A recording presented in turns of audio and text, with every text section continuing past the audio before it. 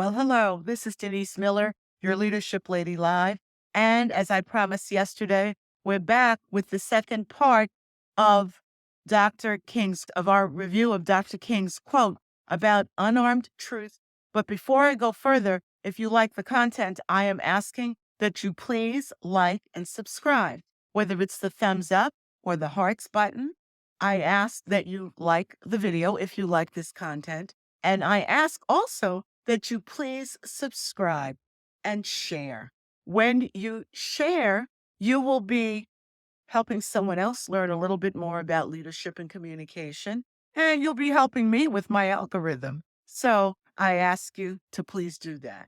Now, back to the quote that we were looking at starting yesterday by Dr. King's, and it says, I believe that unarmed truth and unconditional love will have the final word in reality. This is why right temporarily defeated is stronger than evil triumphant. Once again, we're speaking about unarmed truth. Unarmed truth is a concept for me. I have looked at unconditional love. We all know what unconditional love is, but unarmed truth is a fairly new concept.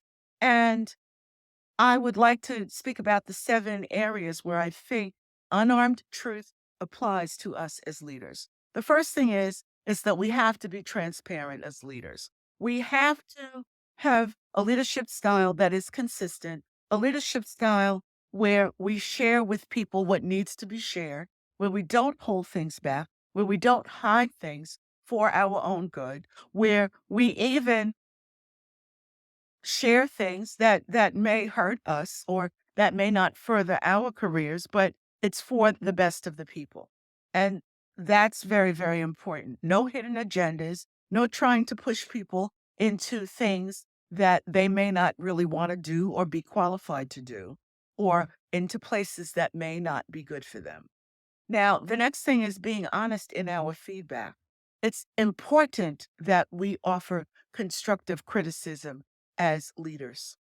It's paramount because if we are to grow the people whom we lead, we are going to have to criticize them.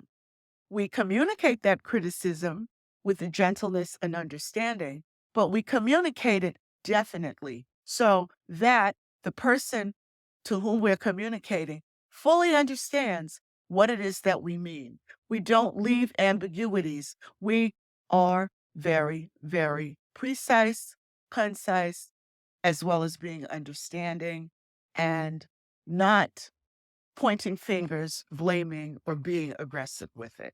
The next thing is setting realistic expectations. We all, as leaders, should know the capabilities of the people who report to us. And in knowing those capabilities, we know where they can stretch and where they should be stretched. We shouldn't set unrealistic expectations of people, but we do need to give them stretch goals. So we need to really think long and hard after having observed people about what it is that we can set as a goal for them. We have to always be full of integrity. We have to be the same. We have to be who we say we are, whether we meet people in Walmart, whether we see them at the office, whether we're on a company picnic or at a dinner. We have to be the same everywhere. Our values are our values, and we cannot constantly switch because when we do, that is, first of all, not unarmed truth, and it does lead people to distrust us and become fearful. The next thing is we're going to go back again to conflict resolution and being respectful where that's concerned. Again, we address things diplomatically and we do it in a way that benefits everyone who's involved. As leaders, number 6 says that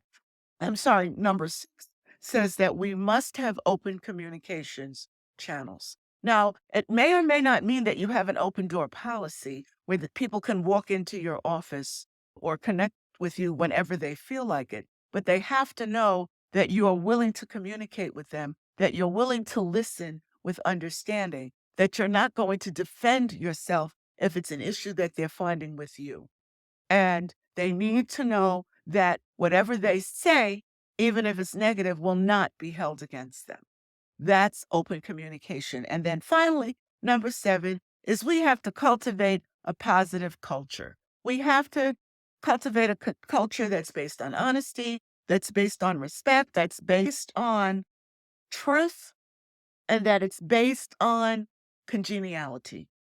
We don't have to all be friends, but we do have to be civil to each other. We do have to be caring about each other. We do have to be loving in the respect of being patient and kind with each other as a team. That finishes my observations on the quote from Dr. King about unarmed truth. And I invite you to connect with me if you'd like to discuss further, either on my website or via email. Both are listed in the comments. Have a great balance of the day. And don't forget to like, to subscribe, and to share.